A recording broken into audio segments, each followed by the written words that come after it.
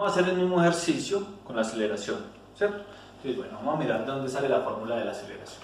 Entonces, la aceleración que se me presenta en el movimiento circular uniforme es la aceleración centrípeta, ¿cierto? Recordemos que esa aceleración es una aceleración que siempre va hacia el centro del movimiento. Entonces, digamos que cuando la partícula esté acá, la aceleración centrípeta sería este vector de acá, ¿cierto?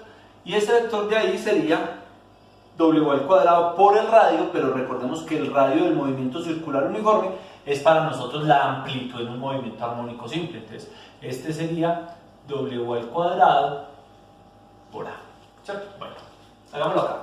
La aceleración centrípeta, w al cuadrado por a, porque necesito este espacio acá.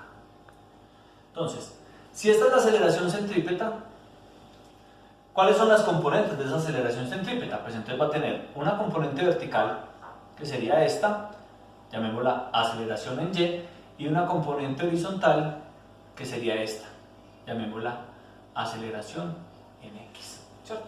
Si yo quiero generar el triángulo rectángulo ahí, pues entonces lo que hago es trasladar esta aceleración en X para acá, y me queda este triángulo rectángulo, donde fácilmente sé que este WT es igual a este WT, ¿cierto? Entonces ya trabajando en este triangulito de acá, pues entonces vamos a decir que para la aceleración en X sería el cateto adyacente. Entonces yo voy a decir que el coseno de WT es igual al cateto adyacente, la aceleración en X, sobre la hipotenusa. ¿Y quién es la hipotenusa? La aceleración centrípeta, que es igual a w al cuadrado por a, ¿cierto?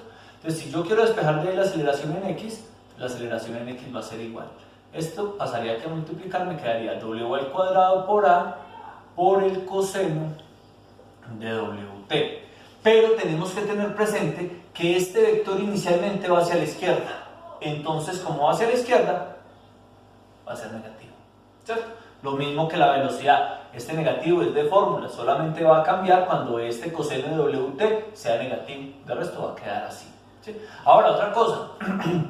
Este negativo hace parte del vector completo, no solamente de la W, porque alguno dirá, ah, pero W al cuadrado, como el W es negativo, entonces menos por menos da más. No, este menos no es de este W, es de todo el vector. Solamente le va a cambiar el signo cuando este coseno de acá sea negativo, ¿cierto? Listo, entonces ahí tenemos la aceleración en X.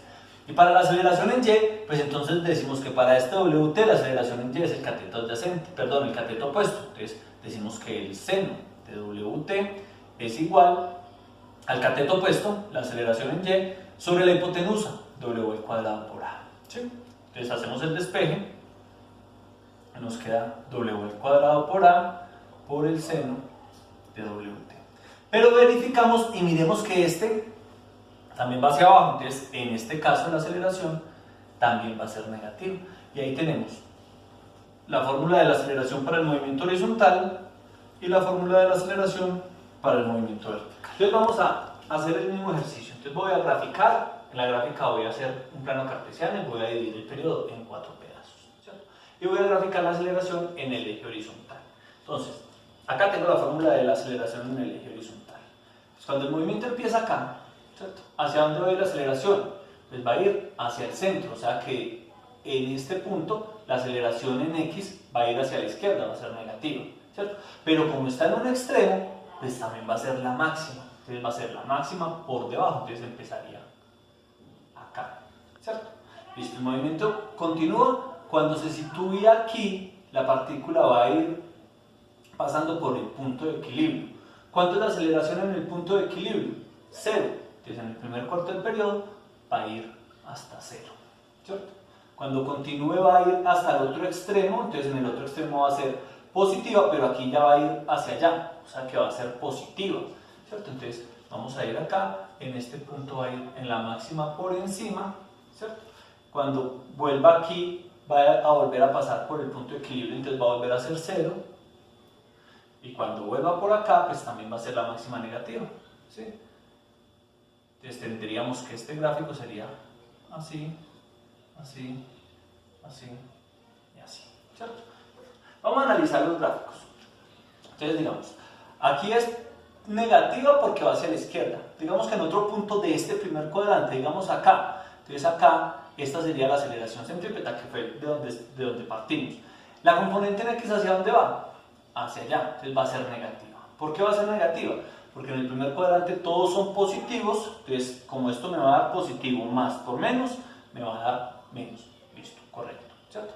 En el segundo cuadrante, la aceleración centrípeta va a ser este vector. La componente en X, ¿hacia dónde va a ir? Hacia la derecha, o sea que en el segundo cuadrante ya tiene que ser positivo. ¿Y por qué va a ser positivo? Porque en el segundo cuadrante la única positiva es el seno, entonces el coseno va a ser negativo y menos por menos me va a dar más, entonces por eso en este cuadrante es positivo, ¿cierto? El máximo en el extremo pues sería 0, pero en este cuadrante sería positivo. En el tercer cuadrante tengo este vector, ¿hacia dónde va la componente horizontal? Hacia allá, o sea que en este cuadrante también va a ser positivo. ¿Por qué? Porque en el tercer cuadrante solamente la tangente es positiva, o sea que el coseno es negativo y menos por menos me va a dar más, por eso va a ser negativo. Y en el cuarto cuadrante la aceleración centrípeta es esta, o sea que la componente en X va a ser esta, ¿cierto? Va a ser hacia la izquierda, o sea que tiene que ser negativa. ¿Por qué va a ser negativa? Porque en el cuarto cuadrante el coseno es positivo, entonces más por menos va a ser menos. Entonces ahí me daría en cada uno de los cuadrantes el signo de esa aceleración. Y para la aceleración vertical, pues entonces va a pasar lo mismo. Digamos, en este extremo, cuando está en este extremo, pues entonces la partícula va a estar del movimiento vertical, va a estar en el punto de equilibrio. Y en el punto de equilibrio, pues la aceleración es 0, entonces empezaría en 0, ¿cierto? Cuando la partícula se mueva para acá, la del circular se mueva para acá, pues entonces esta va a estar en un extremo, pero va a estar mirando ¿hacia dónde? Hacia abajo, o sea que la aceleración va a ser la máxima, pero negativa, entonces pasaría a estar acá. Cuando pase a este punto, va a volver a estar estando en el punto de equilibrio, pero yendo hacia abajo. Entonces, va a estar estando en el punto de equilibrio, yendo hacia abajo, pero como en el punto de equilibrio la aceleración es 0, entonces acá vamos a tener que es 0, ¿cierto? Cuando vuelva a estar acá, pues va a tener la máxima, pero entonces ya va a estar apuntando hacia arriba, ya va a ser positiva, entonces tendríamos la máxima acá, y cuando dé la vuelta completa, pues va a ser otra vez, va a estar pasando otra vez por el punto de equilibrio, o sea que va a ser otra vez una aceleración de 0. El gráfico va a ser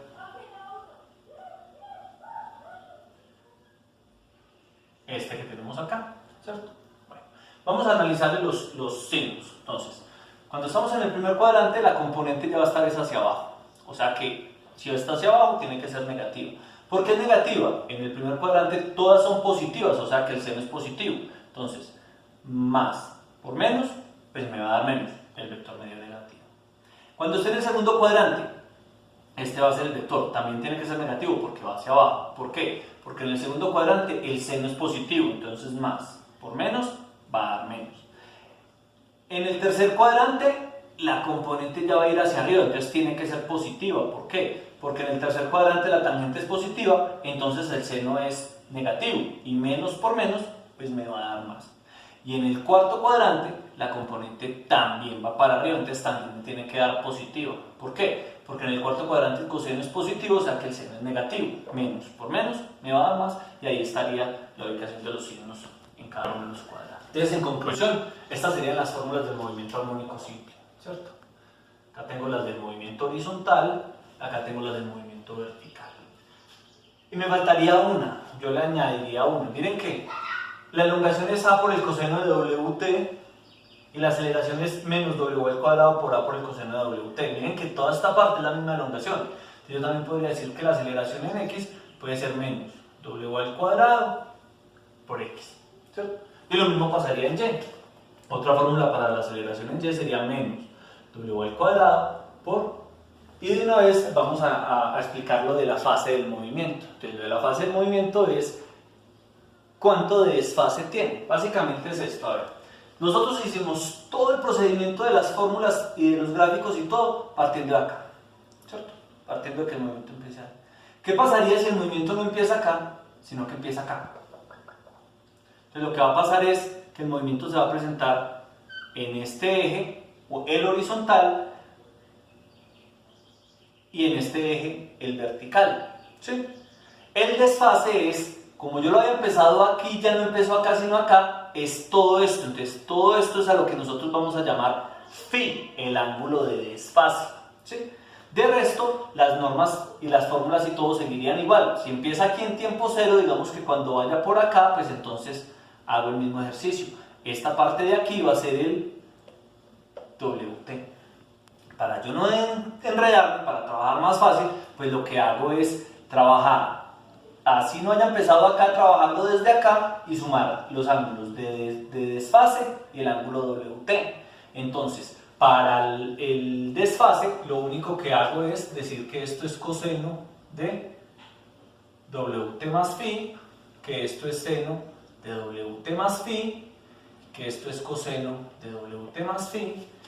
Y en las de Y también haría lo mismo, más phi y más phi, ¿sí? Eso sería la parte del desfase. Entonces, ¿qué nos dicen cuando un movimiento está desfasado? Pues cuando el movimiento está desfasado, decimos, si tenemos dos movimientos, la diferencia es phi menos phi prima. Entonces, si ese desfase es igual a 0, entonces los movimientos están en fase. O sea, si es igual a 0 es porque los dos movimientos empezaron acá, no hay desfase de esos movimientos. Si phi menos phi prima es pi medios, o sea 90 grados, los movimientos están en cuadratura. O sea, un movimiento empieza acá y el otro movimiento empieza acá. Son dos movimientos diferentes, entonces empiezan a señalarse ahí. Pero si es igual a pi, los movimientos están en oposición. Un movimiento empezaría acá y el otro movimiento empezaría acá, ¿cierto? Entonces, esa es la parte de lo del desfase de un movimiento armónico simple.